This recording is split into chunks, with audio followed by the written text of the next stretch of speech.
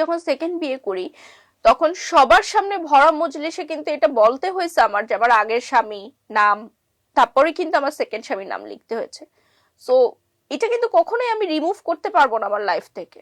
ধরেন আমি public figure না, আমারটা কেউ জানলো না যে আমি ডিভোর্সি, কিন্তু তুমি এটা খাতা কলমে বুঝতে পারবে না।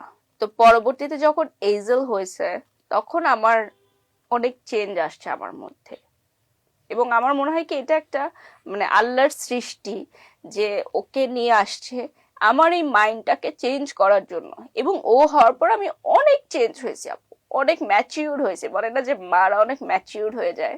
তো তখন আমি ফিল করছি যে ইনফ্যাক্ট আমি এত বেশি ইম্যাচিউর ছিলাম স্কুল কলেজ লাইফে যে আমি নামাজ পড়ে পড়ে একটা মানুষের নামে বিচার দিতাম, মানে ওই মেয়েটার নামে, ওই স্পেসিফিক মেয়েটার নামে। তো পরবর্তীতে আমি ফিল করছি যে ওই মেয়েটার তো আসলে কোনো দোষই নাই।